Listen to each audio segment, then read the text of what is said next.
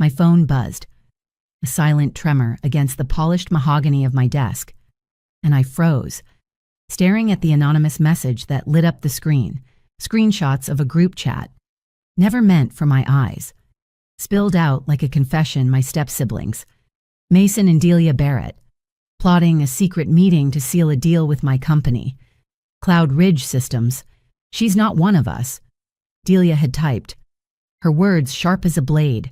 She'd derail it. Mason added, dismissing me as irrelevant. I leaned back in my chair, the San Francisco skyline glittering beyond my office window, and let the irony curl my lips. They had no idea I was Harper, the enigmatic CEO of Cloud Ridge, the one who held their future in my hands. The message came from someone loyal, perhaps Mason's assistant. Still stung by how the Barretts treated me, the chat detailed a 3P and me meeting tomorrow in boardroom 3B to finalize the Cloud Ridge acquisition, a deal they thought would save their crumbling empire. Should we loop in? Evelyn Delia had asked. Mason's reply was a scoff. Why, she's a nobody. My fingers tightened around the phone, the glass cool against my palm. At 25, I'd built one of the West Coast's fastest-growing software-as-a-service companies, a tech juggernaut that had the industry buzzing. The press called me a mystery. Investors called me a visionary. But my stepfamily, they still saw the awkward teenager they'd pushed aside. I set the phone down, the screenshots burning in my mind. 9 years ago, my father's remarriage to Angela Barrett, a finance titan with a smile like frost, had brought Mason and Delia into my life. They were older, polished, dripping with Ivy League arrogance, while I was the spare, the charity case. Angela had absorbed my father's small consulting firm after his death, shutting me out. Now, as I sat at the helm of Cloud Ridge Systems, majority shareholder and silent architect of their downfall, their words felt like fuel. Tomorrow, they'd meet to impress a stranger. Instead, they'd face their boss. The memory of that first slight still stings, sharp as the San Francisco fog that clung to my skin at 16. My father, a man of quiet dreams, had just married Angela Barrett, a finance executive whose presence filled rooms like a storm. With her came Mason and Delia, both in their early 20s, already basking in the glow of elite internships and trust funds. I was the odd piece, the stepdaughter who didn't fit their gilded puzzle. Angela once caught me tinkering with an app on my laptop and said, with a smile that didn't reach her eyes, "You'd make a fine receptionist." Evelyn. It was a dismissal dressed as kindness, but it lit a fire in me. While Mason networked at hedge funds and Delia jetted to Aspen for leadership retreats, I poured my nights into online coding boot camps, my days into bartending to pay for them. By 17, I was building apps, small but clever, each one a step towards something bigger. My father cheered me on, his eyes bright with pride when I showed him my first program, a tool to track small business expenses.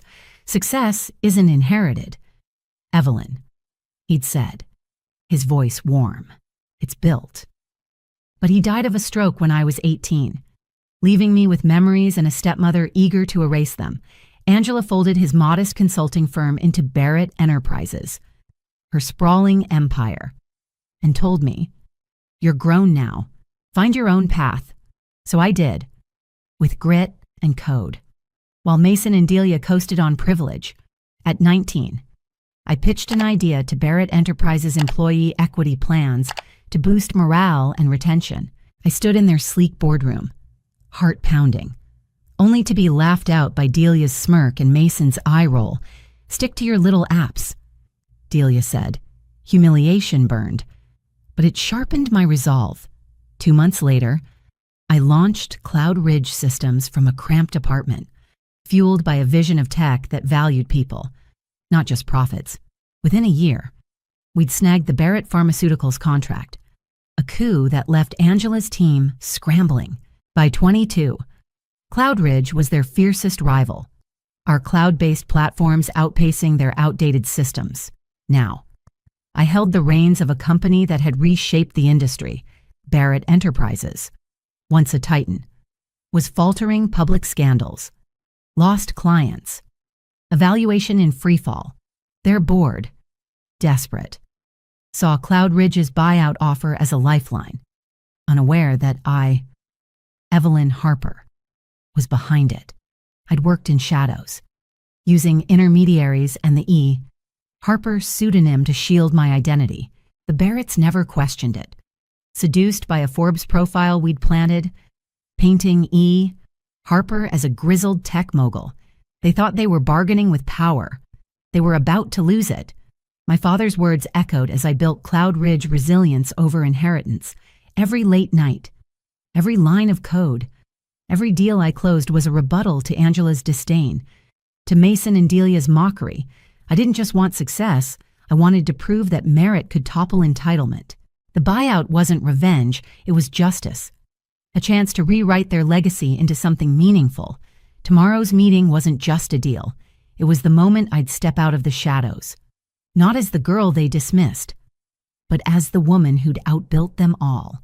The San Francisco dawn painted my office in gold. But my focus was on the calendar alert blinking on my laptop, Barrett Enterprises board meeting. 3:00 p.m. I'd scheduled it weeks ago. Knowing Mason and Delia had claimed that exact slot for their clandestine Cloud Ridge discussion, their smug plan to woo a faceless mogul was my opening to unravel their world. I leaned forward, scanning the latest financials on Barrett Enterprises' $500 million in losses, clients fleeing to competitors, a board grasping for survival, my buyout offer, a lifeline at $2, $4 billion, had them hooked, blind to the truth that I, Harper, was their savior and their reckoning. Every move had been calculated. I'd cloaked my identity with intermediaries, letting the Barretts believe Harper was a Silicon Valley veteran, a myth bolstered by a carefully seeded Forbes article. They'd eaten it up, picturing a silver-haired tycoon, not the stepdaughter they'd scorned, my assistant. Elena tapped her headset. Legals prepped. Miss Harper, the board's ready to sign. Mason and Delia still think you're a recluse. I smirked, glancing at a photo in my desk drawer, my father and me, windswept on a Marin Headlands hike. His belief in building from nothing anchored me. Good, I said. Ensure the boardroom cameras rolling. I want their faces captured. The Barretts' empire was a house of cards, weakened by Angela's obsession with image over substance. Their scandals, price gouging, labor disputes had eroded trust, leaving them vulnerable. Cloud Ridge's offer seemed like divine intervention, but I'd engineered it, quietly acquiring their debt and swaying investors.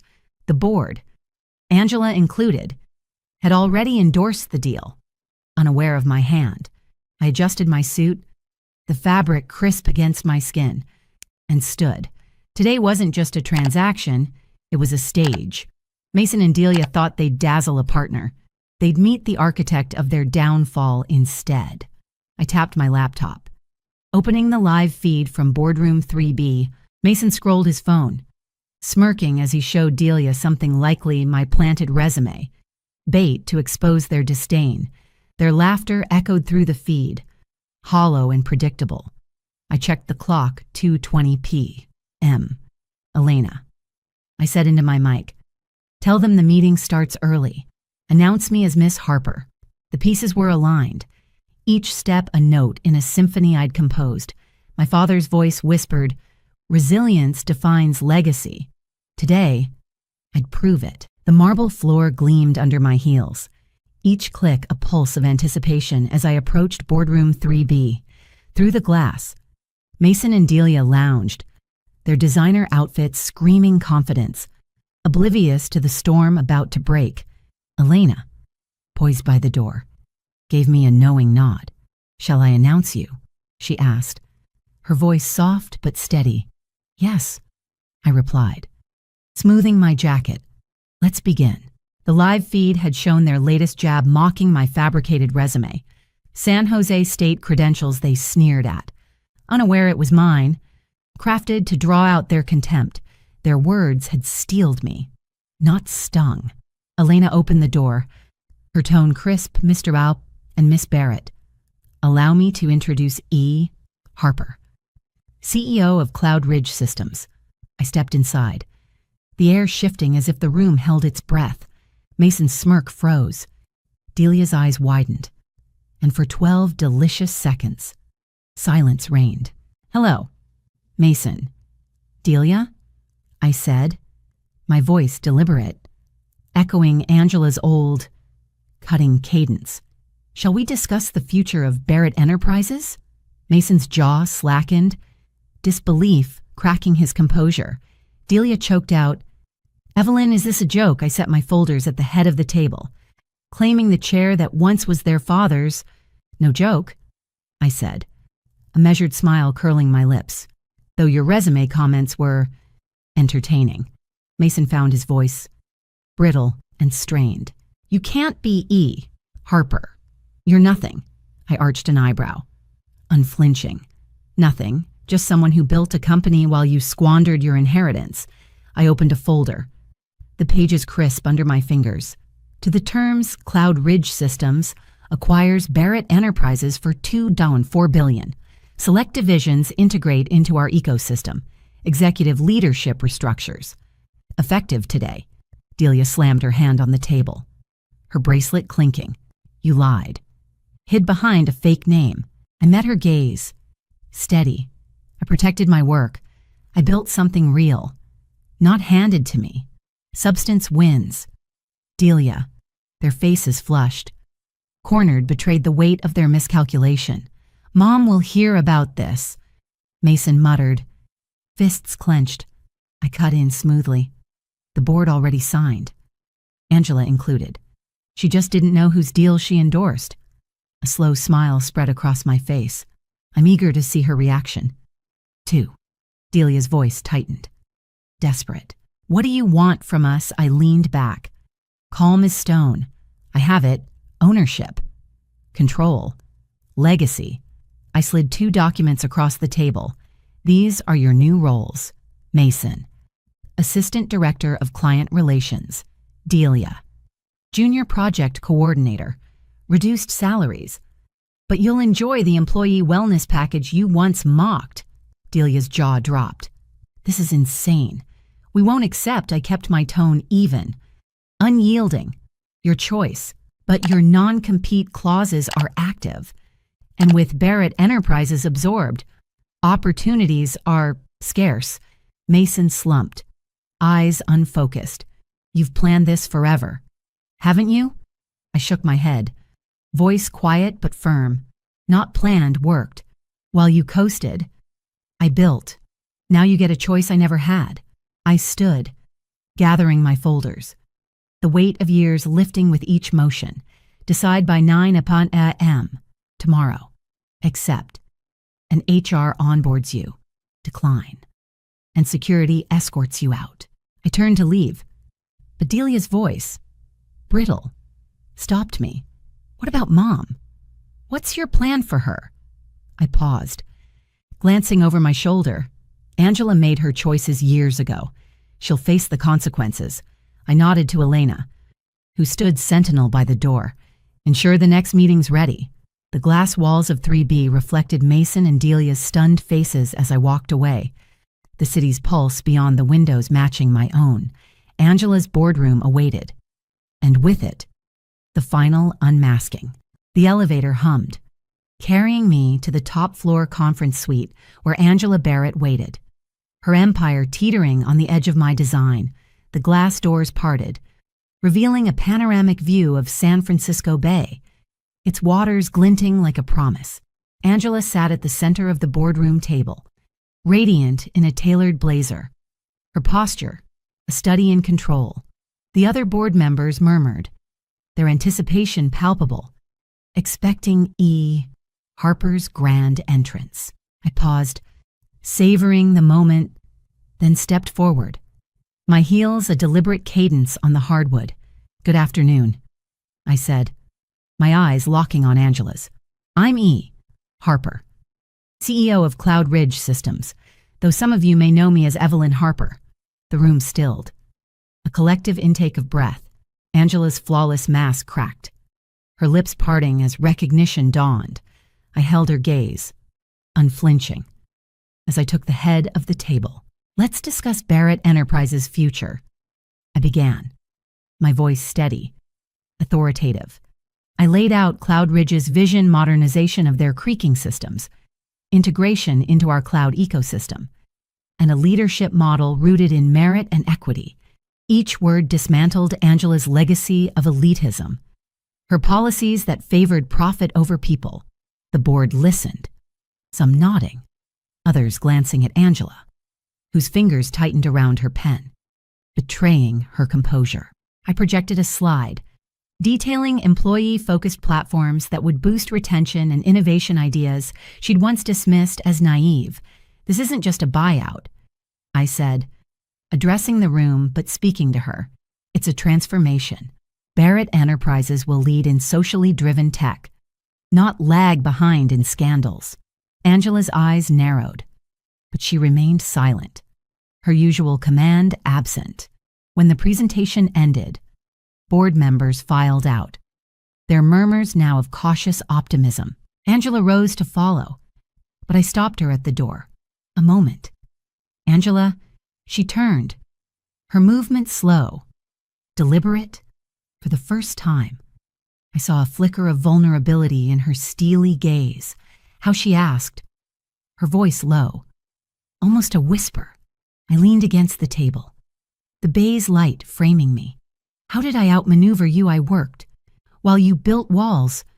I forged paths. Her silence was an admission, and I pressed on. This isn't vengeance, it's justice. Success isn't a birthright, it's earned. With purpose. She flinched, a subtle shift. But I saw it. What now? She asked, her tone brittle. You erase me. I shook my head. I improve what you neglected. Barrett Enterprises becomes a Cloudridge division. Focused on impact, you keep a board seat, but your voting powers curtailed. A lesson in humility. Her jaw tightened, but she said nothing. As she turned to leave, I added, oh, and Angela's Sunday dinner. I'll be there. The words landed like a claim, a reclamation of the family she'd pushed me from. She walked out, her silhouette stark against the glass, and I felt the weight of years dissolve. The bay sparkled, a mirror to my resolve. As I prepared to reshape her world, a year later, I sat in my corner office. The San Francisco skyline a tapestry of steel and light. Barrett Enterprises, now a thriving Cloudridge division, had posted a 42% profit surge, driven by the employee-centric platforms I'd championed. The quarterly report glowed on my screen, but my thoughts drifted to the journey, how I'd turned exclusion into empowerment. Elena's voice crackled through the intercom. Miss Harper, your step-siblings are here for their review. I nodded, glancing at the bay. Its calm a reflection of the peace I'd found. Mason and Delia entered, their once flashy attire replaced by understated professionalism. No smirks, just quiet focus, shaped by a year of real work. Sit, I said, gesturing to the chairs. We reviewed their progress. Mason, now adept at listening to clients, had closed 3 major deals. Delia, thriving in project coordination, had streamlined a key initiative. Their growth mirrored the company's proof that accountability could spark change. Angela, a minor shareholder, sat in board meetings now, her silence laced with reluctant respect, her old dominance a memory. The media spun my takeover as a vendetta, but I saw it as restoration. Barrett's employees, once overlooked, now drove innovation. Their voices heard. I thought of my father, his belief that true success lifts others. I hadn't crushed the Barretts. I'd rebuilt them, and us, into something greater. You've exceeded expectations, I told Mason and Delia, my tone warm but firm. They nodded, a flicker of gratitude in their eyes, and left. I turned to the window, the city pulsing below. My victory wasn't in outsmarting Angela or humbling her children, it was in proving merit forges legacy. To anyone underestimated, dismissed by those who should uplift you. Know this, your worth isn't their verdict. It's built in your choices. Your quiet resolve. I built Cloud Ridge to show that determination outshines entitlement. If you're carving your path, keep going. Share your story below. And let's inspire each other. The view from here, earned through grit, is worth every step. As I stood on the balcony of my San Francisco office, the bay shimmering under a late afternoon haze, I traced the arc of my journey, not just the boardroom victories or the signatures that bound Barrett Enterprises to Cloud Ridge systems, but the quiet truth that had crystallized in the aftermath. The lesson wasn't in outmaneuvering my stepfamily, though their stunned faces still lingered like a painting in my mind. It was in understanding that true power lies not in proving others wrong, but in proving yourself right. Every line of code I'd written, every sleepless night spent refining Cloud Ridge's vision, had been a choice to build rather than destroy. I'd thought success would feel like a sword, sharp and final, cutting through years of dismissal. Instead, it felt like a bridge, spanning the chasm between who I'd been and who I'd become. My father's words, resilience over inheritance, had guided me. But I'd learned they meant more than outworking my detractors. They meant trusting my purpose. Even when it stood alone, the Barretts had measured worth by titles and lineage. Their empire, a hollow monument to privilege. I'd built mine on belief, on systems that lifted employees, not just profits. That choice, I realized, was my legacy's foundation.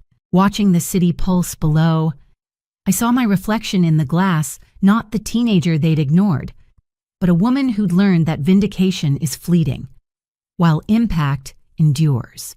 The real triumph wasn't their defeat. It was the thousands of workers now empowered by Cloud Ridge's platforms. The clients who trusted us because we valued substance over flash. I'd spent years chasing justice, but found peace in creation. The lesson settled deep.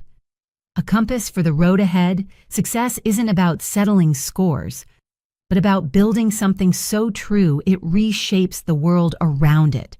That truth, more than any deal or demotion, was my victory. The phone buzzed on my kitchen counter, its screen flashing a name that made my stomach twist. Rebecca. It was a Tuesday morning, the kind where sunlight spills through the windows of my childhood home, gilding the hardwood floors my father spent years restoring.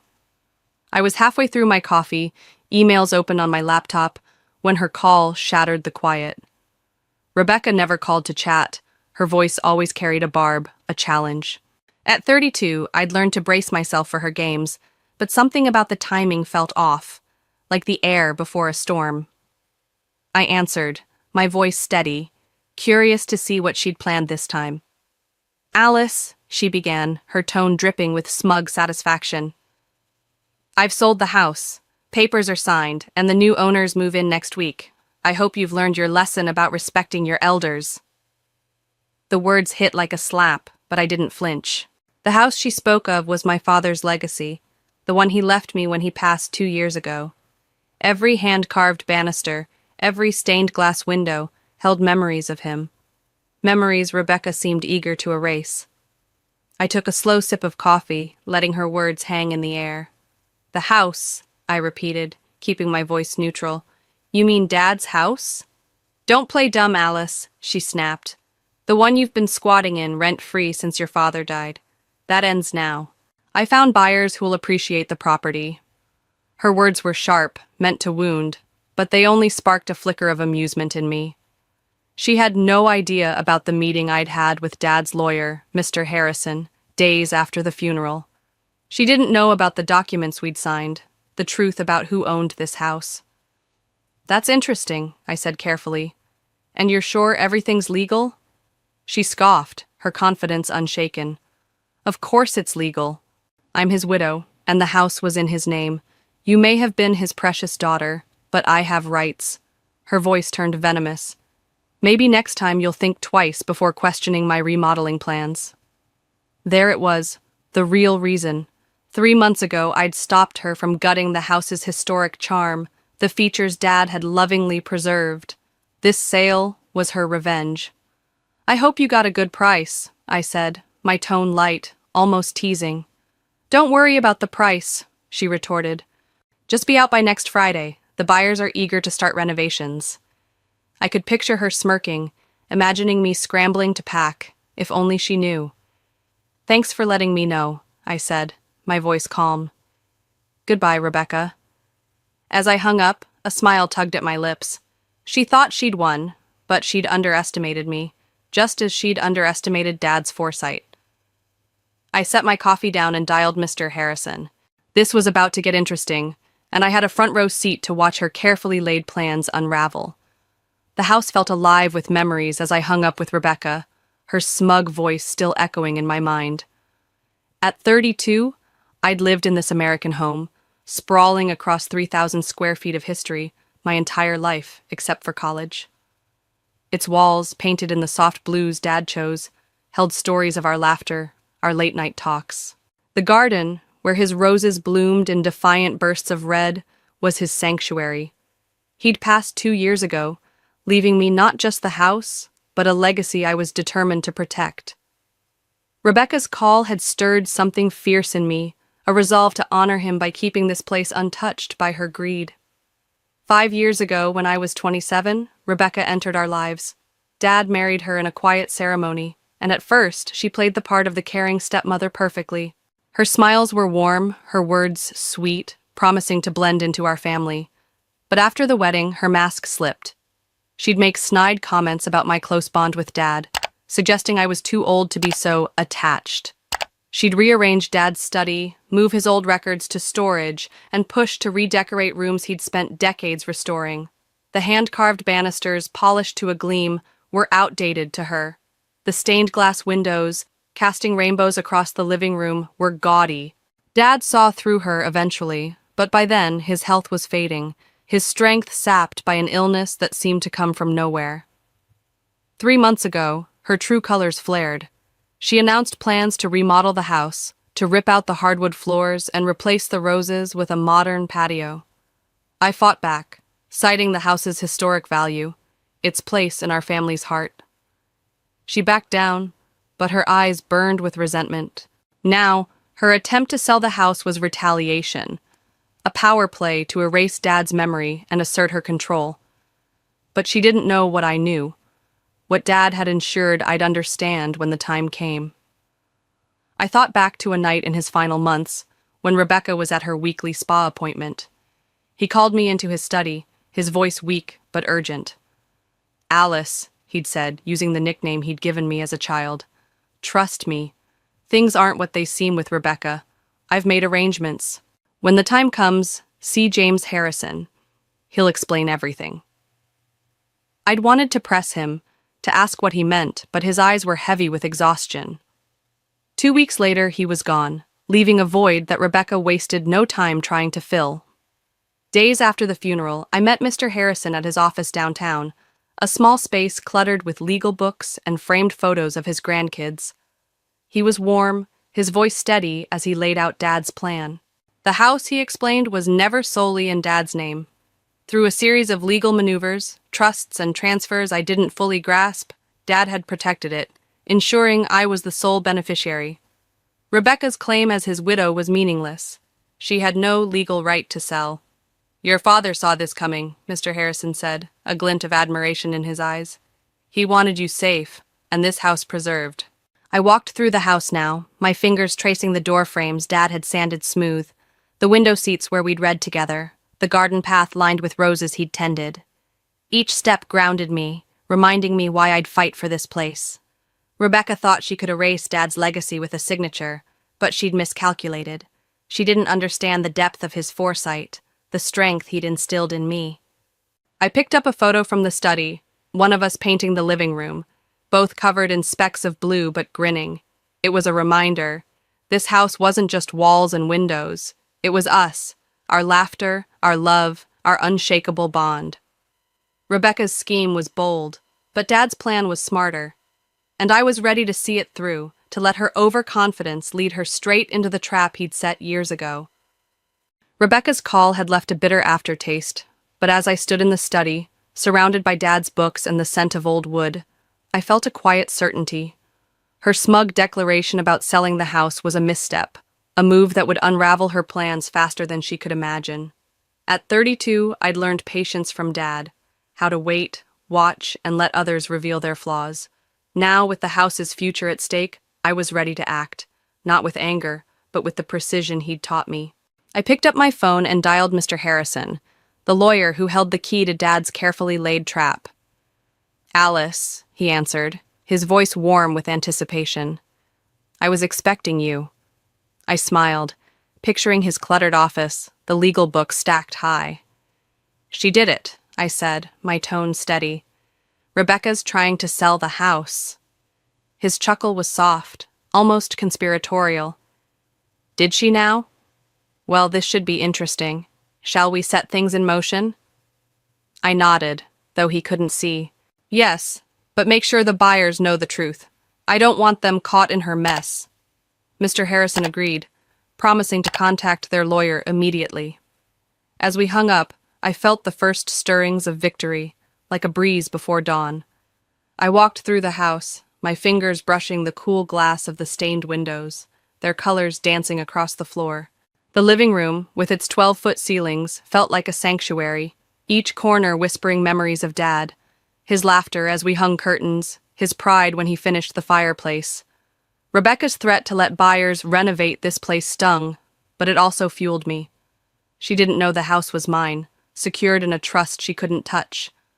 That knowledge was my shield, and I wielded it with care, waiting for the right moment to strike. My phone buzzed with a text from Rebecca. "Keys on my desk by Thursday, Alice. Don't make this difficult." Her words were sharp, demanding, but I saw them for what they were, desperation masked as control. I typed back, "Don't worry, Rebecca. Everything will work out." The vagueness was deliberate, a hint that I held cards she couldn't see. I set the phone down and opened a drawer in Dad's desk, pulling out a photo of us in the garden, kneeling among the roses. His smile, broad and unguarded, reminded me why I was fighting, not just for the house, but for him, for us. Later, Mr. Harrison called again. "The buyer's lawyer has been notified," he said, his voice tinged with amusement. "They're drafting a letter to Rebecca as we speak. She'll know by this afternoon." I leaned against the kitchen counter, the same one where Dad and I used to make pancakes. "How long until she reacts?" I asked. "Not long," he replied. "She's in for a shock." I thanked him, my mind already picturing her face when the truth hit. The house, with its 3,000 square feet of history, wasn't hers to sell. It was mine, and I'd protect it, not with shouts, but with the quiet strength Dad had always admired. The afternoon sun was low, casting long shadows across the garden when Rebecca's Mercedes screeched into the driveway. I was kneeling among Dad's roses, their petals soft under my fingers, when the car door slammed. Her heels clicked furiously on the stone path, and I looked up to see her storming toward me, a crumpled letter in her hand. At 32, I'd faced her barbs before, but this was different. Her carefully polished facade was cracking, rage spilling through. I stayed seated, my calm a deliberate contrast to her fury, ready for the confrontation I'd known was coming since her call. "You conniving little witch!" she screamed, thrusting the letter at me. "You knew about this all along." The paper, marked with a lawyer's letterhead, trembled in her grip. I rose slowly, brushing dirt from my jeans, and met her gaze. "Knew about what, Rebecca?" I asked, my voice gentle but firm. Her eyes blazed. "The trust, the property transfer. You and that lawyer plotted this behind my back." I tilted my head, letting her words hang. "No," I corrected. "Dad and Mr. Harrison arranged it. I just followed his wishes." Her face contorted, disbelief warring with anger. "Your father would never do this to me. This is a mistake."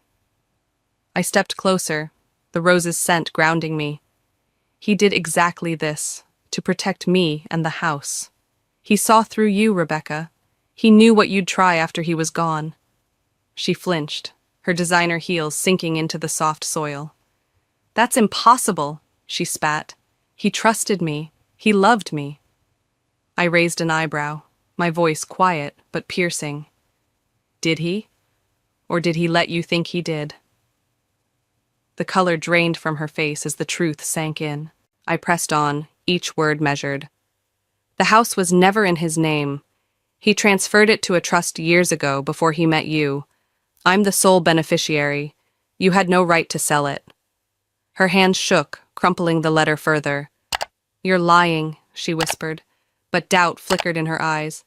Check the property records, I suggested, my tone almost kind. They're public. Dad made sure everything was transparent when the time came. Rebecca's breath hitched, her composure unraveling. The buyers are threatening legal action, she said, her voice breaking. Do you know how humiliating this is? I nodded, unfazed. Almost as humiliating as trying to throw me out of my own house, or pretending to care about Dad just to get his money. She recoiled, as if I'd struck her. You don't understand my relationship with him, she snapped. I stepped closer, my voice low. I understand more than you think. Dad told me everything, about the prenup you wouldn't sign, the withdrawals from his accounts, the men you met while he was in the hospital. Her eyes widened, shock replacing anger. He knew, she whispered. I nodded. He knew everything. He waited, watched, and planned. Like father, like daughter. For the first time, Rebecca was speechless, her shoulders slumping. I pulled out my phone, holding it up. I've recorded this conversation. Want me to add it to the file, mister? Harrison's building, about your fraud? Her gaze darted to the phone, panic flashing. You wouldn't, she hissed. I smiled, channeling Dad's quiet strength. Try me. She took a step back, her heels catching in the grass. This isn't over, she threatened, but her voice lacked conviction. It is, I said, my tone final. Leave the house. Leave me alone. Leave Dad's memory alone. Try anything else and everything comes out. The affairs, the money, all of it. Her eyes searched mine, calculating, but she found no bluff. Fine, she spat, turning toward her car. Keep your little victory. As she stormed off, the lawyer's letter slipped from her hand, fluttering to the ground. I picked it up, smoothing the creased paper. The legal jargon was dense, but its message was clear. Rebecca's sale was fraudulent, her claim non-existent. She'd lost, and she knew it. The roses swayed in the breeze, their beauty a silent testament to Dad's enduring presence. I slipped the letter into my pocket, my heart steady. Rebecca thought she'd teach me a lesson, but she'd learned one instead, about underestimating the strength hidden in patience. Rebecca's taillights had barely faded down the driveway when a stillness settled over the house, as if it sighed in relief. The garden, with its 20-foot rows of Dad's roses, glowed under the dusk, their petals catching the last light. At 32, I'd faced her wrath and won, but the victory felt hollow without understanding the full scope of Dad's plan. I returned to the house, the oak floors creaking softly underfoot, and headed to his study. The room, with its shelves of worn novels and the fireplace he'd rebuilt, felt like a shrine to his memory. I needed answers, a final piece to make sense of his silent strategy. I began sorting through his desk, the drawers heavy with papers and mementos. My fingers brushed an envelope tucked beneath a stack of old letters, my name, Alice, written in Dad's familiar scrawl. The date, just days before his death, sent a shiver down me. I opened it, my breath catching as his words unfolded. My dearest Alice, if you're reading this, Rebecca's made her move, and you've learned of the trust. I'm sorry I couldn't tell you everything. She watched too closely, and I needed her to believe she'd won. His confession was raw, each sentence a revelation. He'd suspected her for years, noticing her subtle cruelties, her greed masked as love. The letter grew darker. A year into our marriage, I fell ill. Dizzy spells, weakness. It wasn't natural. James investigated, and we found traces of something in my tea, slow but deliberate. I played along, let her think I was fading while I secured the house for you. My hands trembled, rage and grief colliding. Rebecca hadn't just schemed for the house. She'd tried to steal Dad's life. He'd outsmarted her, transferring the house to a trust, but the cost was his silence, his pretense of trust in her. Forgive me for seeming distant those last months, he wrote. It was to protect you. He ended with a cryptic note. Check the fireplace behind the loose brick. There's something for you. I crossed to the fireplace, its stone warm from the day's heat. The loose brick, third from the left, came free easily, revealing a small USB drive and a scrap of paper. Show this to the police when you're ready. My pulse raced as I plugged the drive into my laptop. Videos loaded, grainy footage from hidden cameras Dad had installed. Rebecca in the kitchen was slipping powder into his tea. Rebecca, on the phone, plotting with a man I didn't recognize, discussing the house's value after he's gone. Each clip was a dagger, proof of her betrayal. I called Mr. Harrison, my voice shaking. James, I found Dad's letter, and a USB drive with videos. He was quiet, then said, Are you ready to take the next step? I stared at the screen, Rebecca's face frozen in guilt. Exposing her would mean justice, but also chaos. Trials, publicity, Dad's pain laid bare. Not yet, I decided. Let's keep it as insurance. James chuckled softly. Your father said you'd choose restraint. You've got his mind for strategy. I hung up, the USB drive heavy in my hand. For now, it was enough to know I held her fate, a silent power Dad had gifted me. The days after Rebecca's defeat brought a quiet transformation to the house. Its 3,000 square feet felt lighter, as if Dad's spirit had reclaimed every room. I spent evenings restoring what she'd touched, repainting walls in his soft blues, rehanging curtains we'd chosen together. The garden, with its roses stretching across 20 feet of earth, bloomed brighter, their scent a reminder of his care.